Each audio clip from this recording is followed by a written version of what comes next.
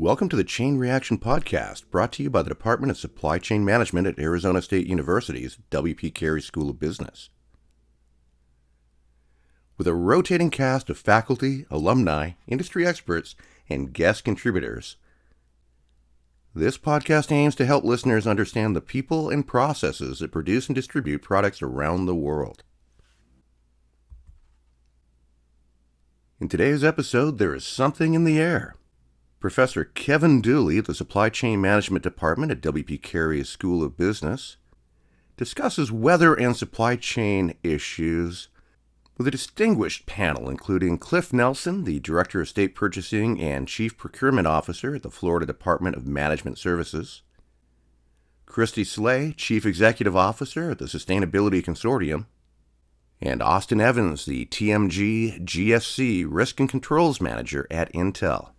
Let's join Professor Dooley and his panel. Hello, everyone. I'm Kevin Dooley.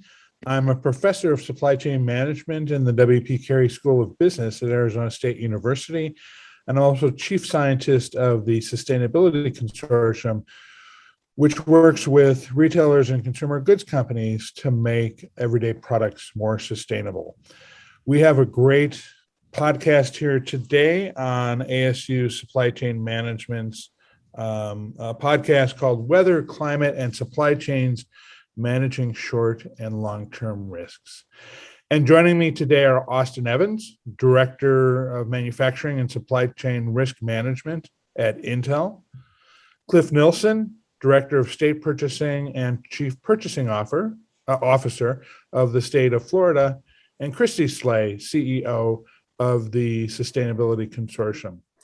I'm going to ask each of the panelists to make a brief opening statement, both about their role in the organization, as well as how their organization or what they've observed deals with supply chain risk in general, supply chain disruptions, and then in particular, risks related to weather and climate events. I want to start off by just reading a brief excerpt from a report that came out from the U.S. government's climate.gov website representing the NOAA, National Center for Environmental Information. And this has to do with the cost and severity of weather events within the U.S. So just read a few excerpts here before we get to our opening statements. In 2021, the U.S. experienced 20 separate $1 billion, that's billion with a B, $1 billion weather and climate disasters. And that put it second over the last 40 years to the year before, 2020.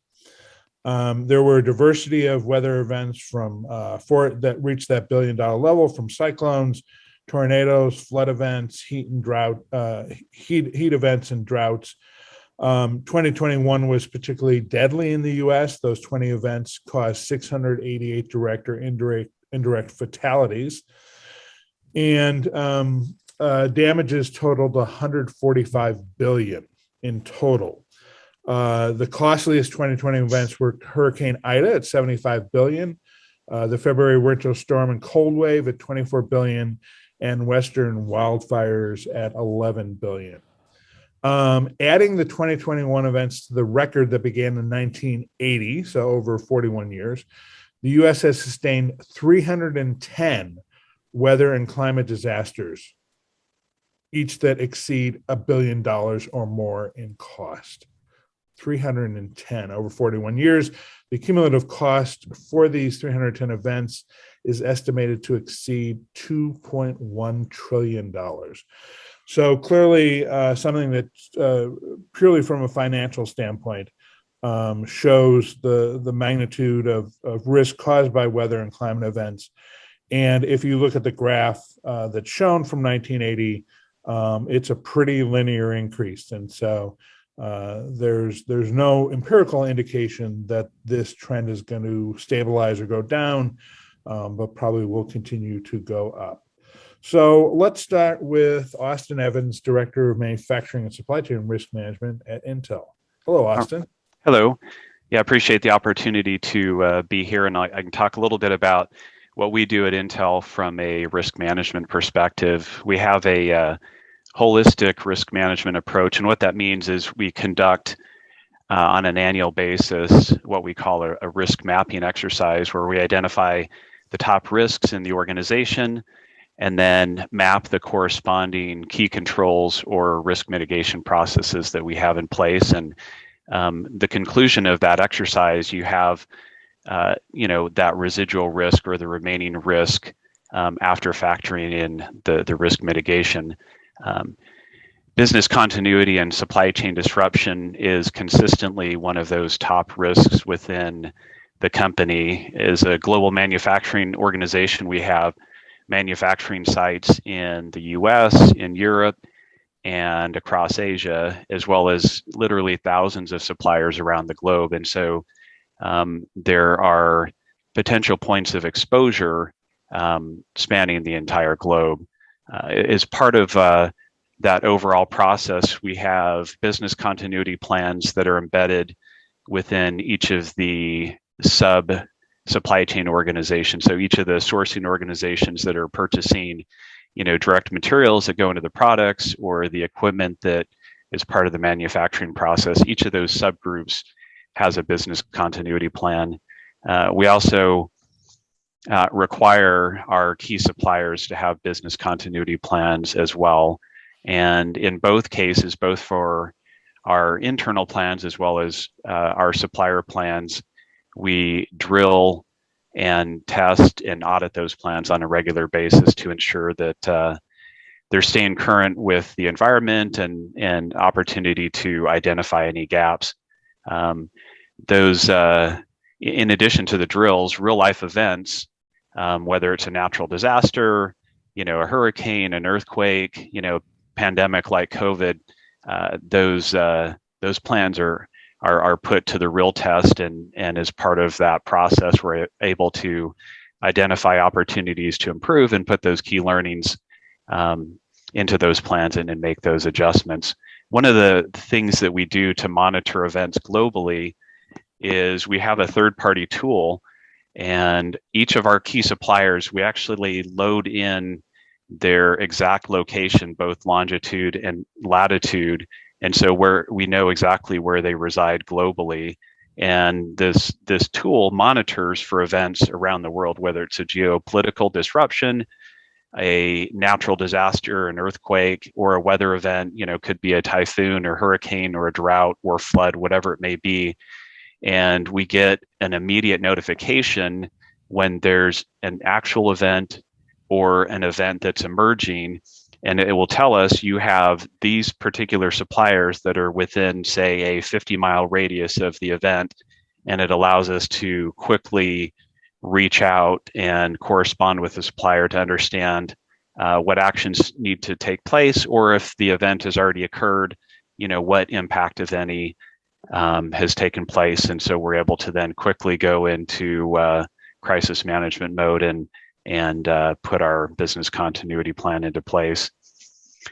From a structural perspective, we have processes in place both within the supply chain as well as at a corporate level. So we have within the supply chain what we call a command center.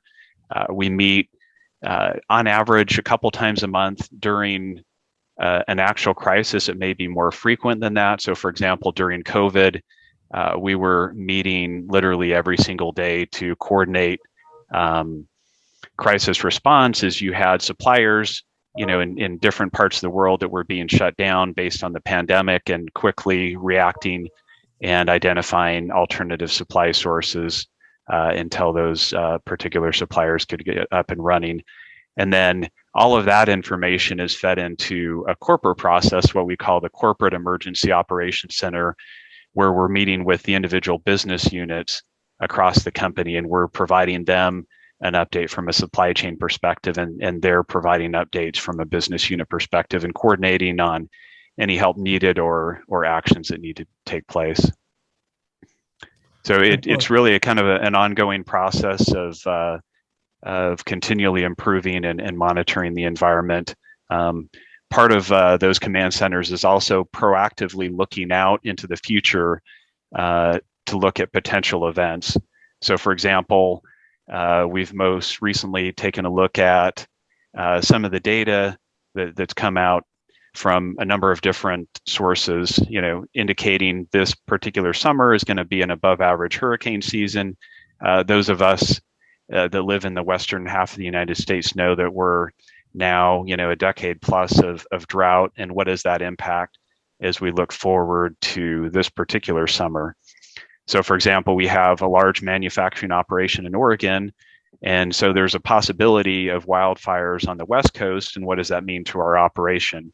So, for example, the last time there was a major wildfire in Northern California and Southern Oregon, we went through a lot of air filters at our manufacturing site.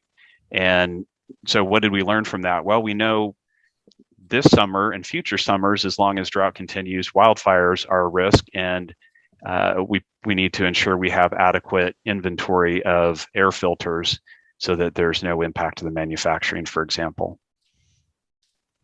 Excellent. Quick follow-up. How far upstream are you able to go in terms of that supply chain tracking and continuity planning? So, great question. We have really good visibility to all of our initial suppliers, and in some cases, we're able to go down another level, and in more rare cases, a third level down through the supply chain. That's an area we're hoping to improve. In some cases, we run into some issues where a supplier contractually is not able to disclose their supply base, and that's one of the big challenges we're running into.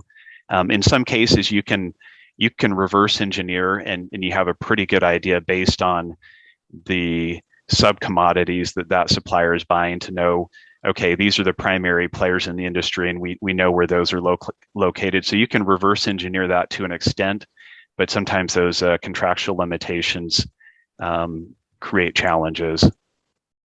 All right. Thank you very much.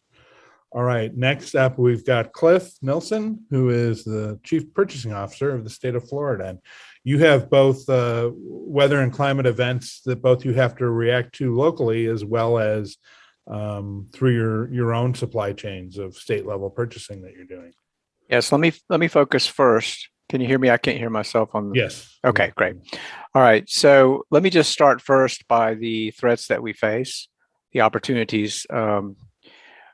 Weather is our biggest issue. Usually it comes in the form of hurricanes. Our second weather issue is drought, which leads to fires, which can be a major problem during that time period. Our next up would be flooding, which usually occurs with a weather event. And then the next we have is the coastal flooding, which appears to be a result of some sort of climate change. We haven't worked on that very much because that doesn't represent necessarily an emergency position, but it is something the state is planning for. The governor's established a group to look at that, and they're in association with one of the universities, I can't remember which one, to study that issue and be able to give us alternatives, either to mitigate, mostly to mitigate, because I don't know that we're in the position to actually avoid the climate change at the state level, but more to mitigate the effects. So those are the areas that we face. The primary one that we face is hurricanes. We face that pretty often, and I would say our response has matured greatly over the last 5 years. We do a really good job. The difference between hurricanes and some other threats to the supply chain is that they are timed events. They occur, there's a certain amount of damage that occurs. During that time of transition, there are supply chain interruptions, which are crucial both to responding to the hurricane itself and also to supplying the necessary needs, both for the rescue workers, the folks that are reestablishing utilities and communication equipment. All of those folks need to be housed, they need to be fed, that sort of thing. So our supply chain efforts focus on the emergency response and making sure also our citizens have water, ice, et cetera, the things that you lose because you've lost power. So our primary focus during that first phase is to reestablish the ability for people to survive. And then we begin the process of rebuilding. And that's obviously a longer process. Sometimes we have emergency constructions of things just to get them going. Communication is a good example. We have the cell companies come in and load a bunch of emergency towers. which must remain in place until they no longer are needed. Good example, Michael on our Panhandle, the Hurricane Michael basically devastated all the communication chains completely. They had to start over. Many parts of the Panhandle have not been rebuilt. There are many forest areas that were devastated. They're still on the ground. They haven't been taken off the ground. So consequently, this year we have forest fires from all that dry lumber. So initially, we make sure everybody can stay alive. We make sure we have the infrastructure of communication that's needed. We make sure people have water and food and other necessities. Now, in terms of we constantly monitor the weather. Really on a weekly basis, we produce a weather report that shows upcoming storms, sometimes twice a week. As storms get more visible, more imposing on the state, we escalate the level of monitoring, and we start to load people into our emergency operations center to begin setting up to be sure that when the actual needs arise, when the hurricane has hit, that we're ready to begin that investigation and be able to procure what's needed to be procured. So it's an ad hoc response. I love listening to Austin. I wish we had that kind of centralized command system in the state of Florida. We do not. A lot of the needs we meet are local governments calling and saying we would have, for example, in the Emergency Operations Center, our whole what we call ESF 7, which is logistics, and the purpose of logistics is supply chain. People identify needs, generators, gas, water, you name it, and we find a way to get that for them to make sure they can purchase it. We find sources that are available. The difficulty, of course, is all of our regular contracts we use during the course of the year, which we spend a lot of time creating, usually are worthless during that time. Sometimes they're not, because none of the vendors are going to supply those needs under those contracts because they're responding to the demand, and they can make a lot more money selling to someone else, frankly. I mean, that's just the way it works. We understand that. We're in a competitive private sector system. But anyway, so we spend a lot of time just ad hoc. You need 20 generators, let's find a source.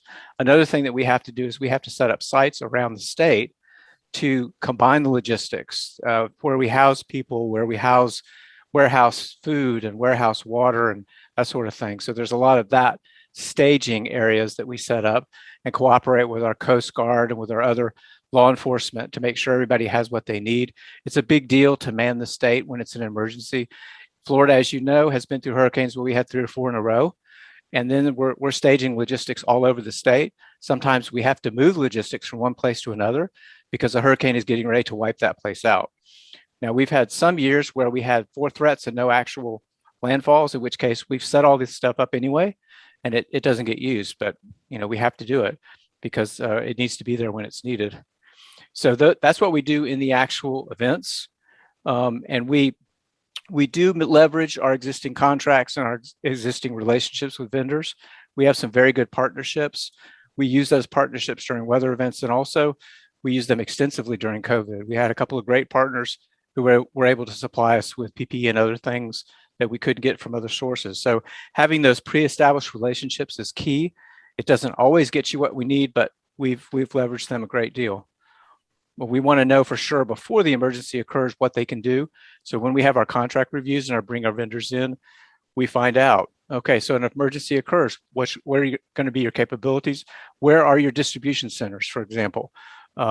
If your distribution center is in Broward County and there's a hurricane hitting Broward County, that may be a problem. So we'll ask them, can we get logistics from Alabama or Georgia or wherever to be sure that we're covered? So we talk about those things with vendors who are able and willing to talk about that. I mean, usually those are the large vendors that have broad distribution channels.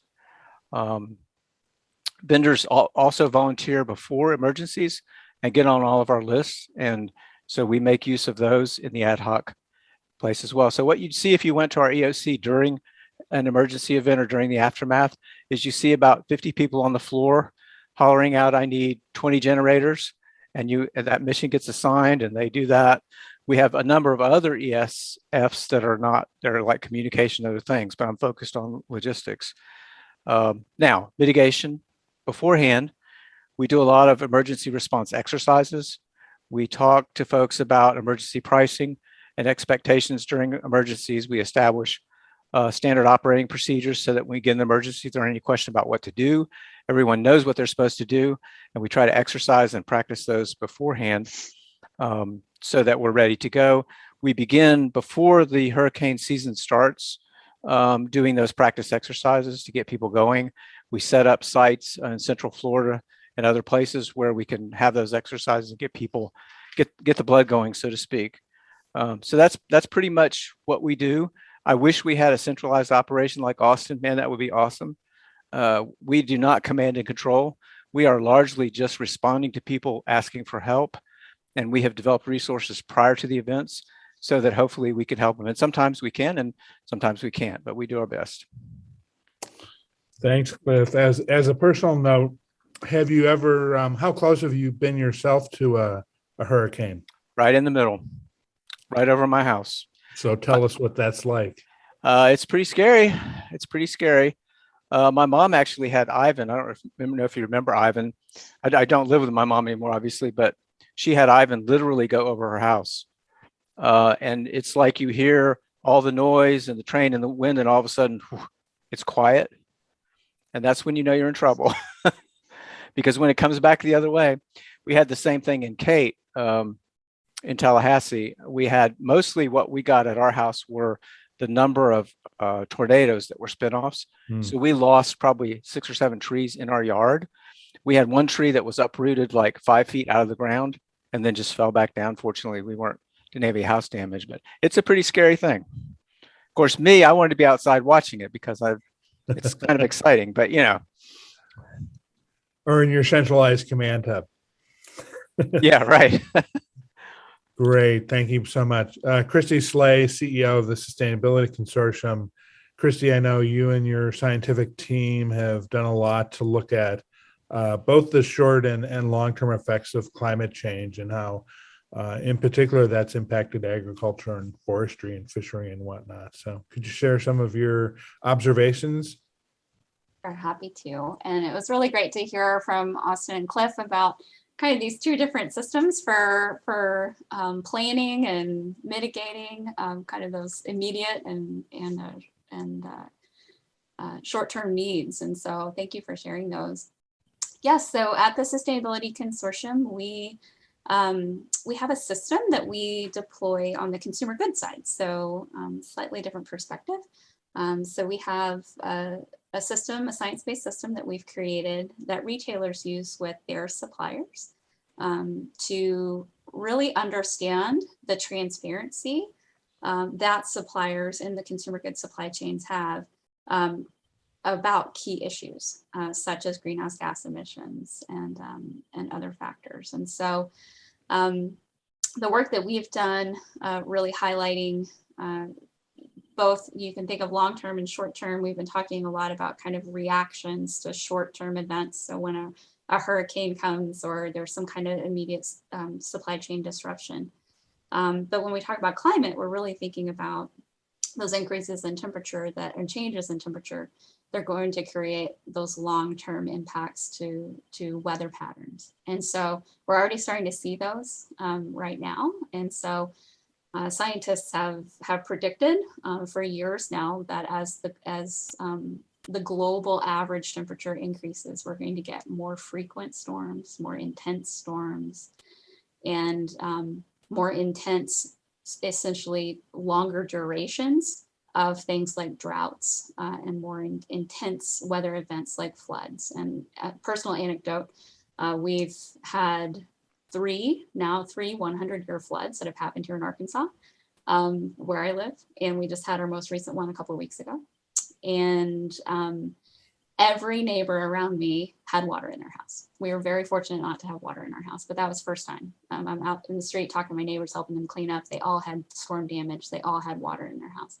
So as we talk about these types of events increasing in frequency and increasing in intensity, the types of protocols and procedures that Austin and Cliff talked about are just essential because we've got to mitigate what's coming. On the flip side of that, we also want to avoid intensifying this any more than it already is. And so there's been a lot of activity and certainly the Sustainability Consortium, the platform that I mentioned, plays a role in helping businesses to really understand what types of risks they're exposed to and engage their supply chain and really help to understand and create relationships with their suppliers to address some of the issues that will help to mitigate the impacts of climate change. And so wanted to speak a little bit to some kind of recent developments that are companies are engaging in. And so one of those, the Securities Exchange Commission, SEC, which is the governing agency on disclosures here in the United States, they have recently proposed having some new rulings that will require climate-related disclosures for investors. And so this has really got the attention of every company because most companies have investors. This has been building for a while. And so investors are more and more seeing, again, this financial connection between managing climate-related impacts, which we all know are here already, and financial viability and financial stability. And so with these new rulings and this new proposal, companies will need to disclose to the SEC what they are doing, whether they are tracking the greenhouse gas emissions, both direct and indirect for their own operations, but also their suppliers, and as well as how they are, things like how they are managing climate-related risks, and if they've modeled the impacts that that's going to have financially and to their business model and to their outcomes and their forecasts, and also disclose around issues like, are they already having impacts from climate change, and what types of impacts are those having on the business? And so this is very important because the United States is the number one or one of the highest emitters of greenhouse gases in the world. And so this has really gotten the attention of companies and supply chains. The second topic that's really bubbling around in our consumer goods industries and other companies are science-based targets. And so there has been a lot of work by science-based organizations to come up with a framework for companies to use in order to make science-based targets that will help to reduce that chance, drastically reduce the chance of us meeting that, what we call the tipping point, which is where we have irreversible climate change, where the global climate, the global temperature on average reaches a point where we really start to lose control over whether we'll be able to reduce it or not. And so in order to avoid that event and setting off that chain of events, science-based targets are that framework that are being used by companies to basically set for their company the target that they need to reduce, both, again, their own internal and indirect operations, as well as their supply chain operations, to reduce greenhouse gas emissions so that they are contributing their part to reducing. And there's 2,000 companies, most of which are very large multinational companies that have signed up and are actively engaging to set those targets and find ways to meet those targets. All these targets have time-bound goals. And so to me, that's exciting because that's probably what it's going to take to get everybody kind of, focused on this and moving forward with urgency and speed, all the while we're making these plans to kind of be prepared and make sure that we're able to operate our businesses in our states, as these climate events come forward. I'll also mention Kevin and I actually co-authored a report together for HSBC Bank for their Center for Sustainable Finance, which has some high-level strategies that businesses can use, both in what we call bridging and buffering strategies. And so how do you engage your supply chain? And Austin and Cliff both talked about a lot of these strategies. So bridging strategies are just what it sounds like, creating those bridges to your suppliers, having strong relationships, making sure that you have a common plan for what's going to happen when that supply chain disruption happens, having other suppliers that maybe you don't source from on a regular basis, but that you go to, like Cliff was saying, I need 20 generators. You've got to have that list of those folks that you can reach out to in a pinch, that you've already got some good relationships with, so you can get that material quickly. Buffering strategies are those that are, well, if all else fails, how do you buffer yourself against these types of disruptions? And so that's having extra inventory. There's a huge movement in warehousing right now. And so there's a lot of warehouses being built to store product. And so that is definitely a strategy that's being deployed at scale right now around the world. And certainly COVID has kind of ramped that one up. So there's just a number of ways in that report that you all might find useful if you're looking for those types of strategies.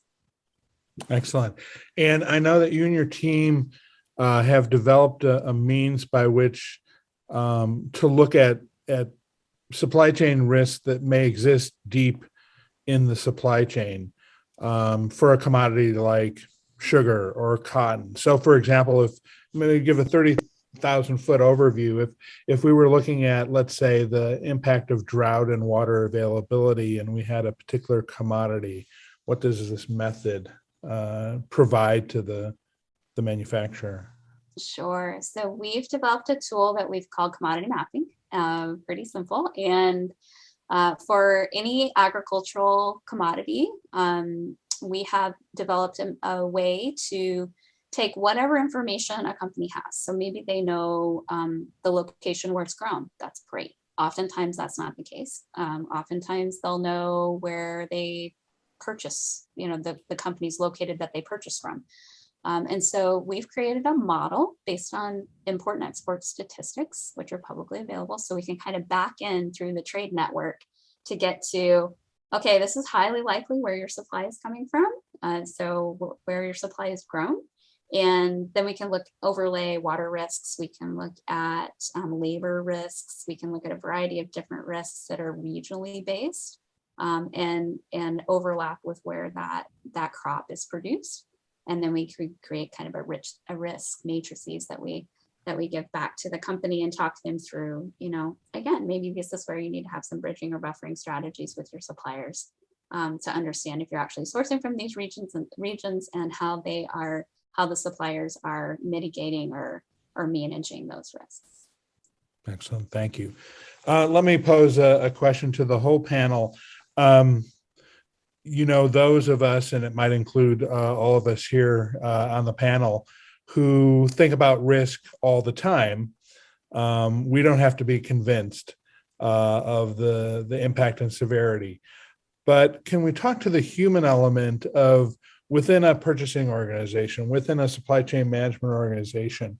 What are your recommendations to others of how to create a risk-sensitive culture that attends to these really extra efforts and practices that one has to engage in to be a little bit safer? I'll jump in. This whole idea of risk management at our level and at the personal level is something that nobody really wants to pay attention to until a disaster occurs and there's a problem. So to get people aware of and thinking about it really requires an investment of time and a buy-in at the highest level of an organization.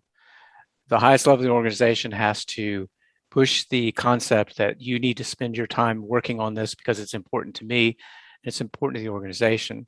Additionally, I think there's an educational effort that needs to happen and discussions that can happen at the lower levels so that when the lead management says this is where we need to go, those folks will understand and buy in. Because if you don't get buy-in from the folks who actually have to do the work, you're just wasting your time.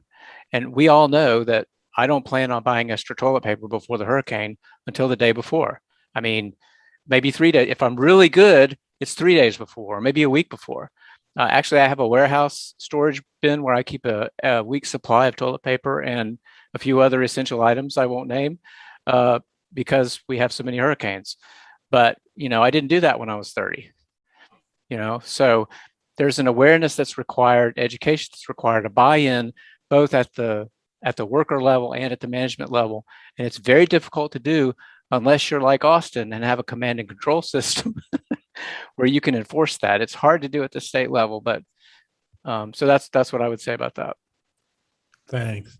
Well, just Austin, I know it's not as simple as just telling people what they need to do. And I certainly have observed, and I'll tell you directly, everyone I talk to, I say, you want to know a good company at risk management, look at what Intel does, and Intel's commitment to safety and risk management always occurred to me as something that it's not a coincidence that a safety right. culture is a risk sensitive culture.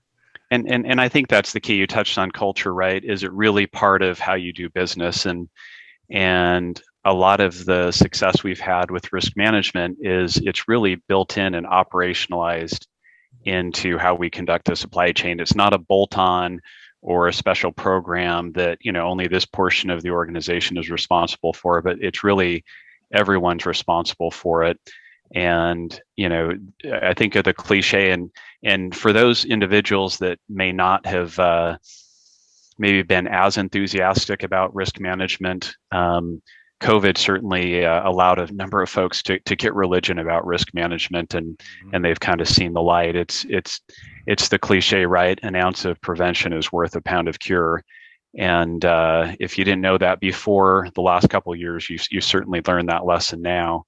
And so we really do try and embed it in how we do business. It starts with, all the way up at supplier selection, that risk management slant and view, right? When you're selecting a supplier, where are they located? Do they have more than one geographic location, so that if there is a disruption, whether it's geopolitical or weather disruption, are they going to wipe out your entire supply chain because they only have one manufacturing facility in this location?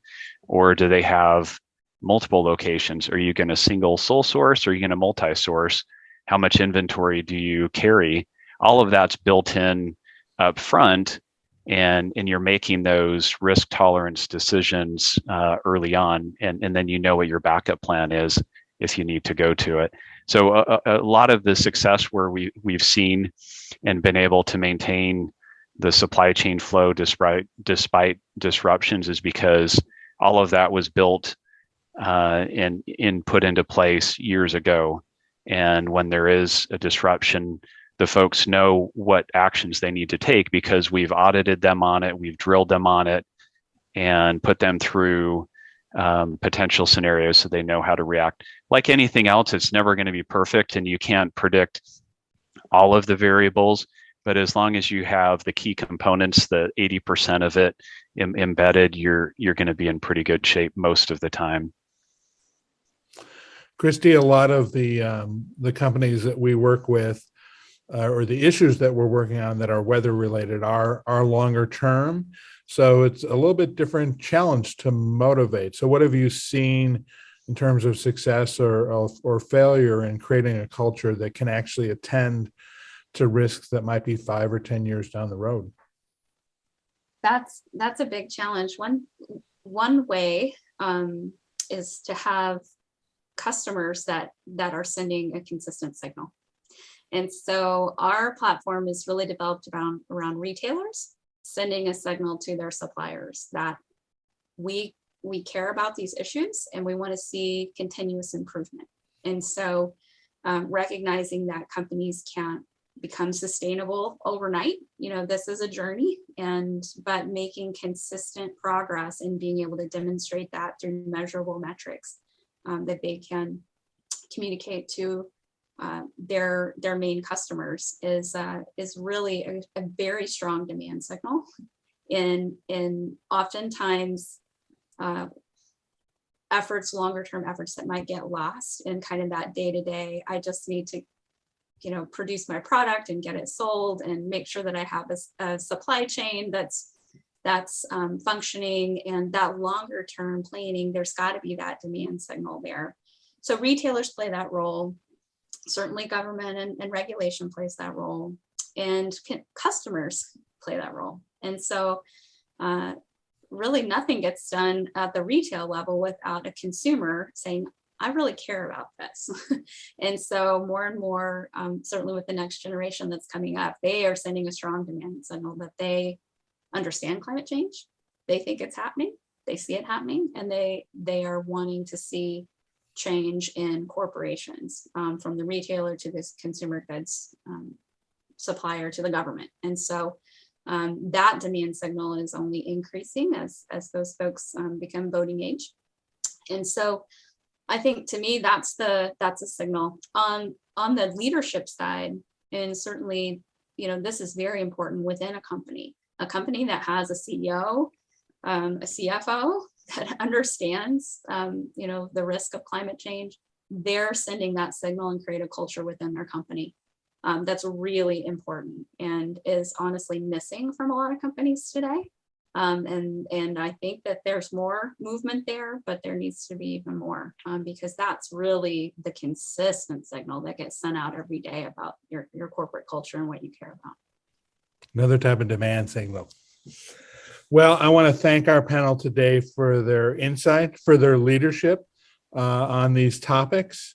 And I want to thank our audience for joining us today. And I guess it would be appropriate to end this podcast with a wish that your weather is good.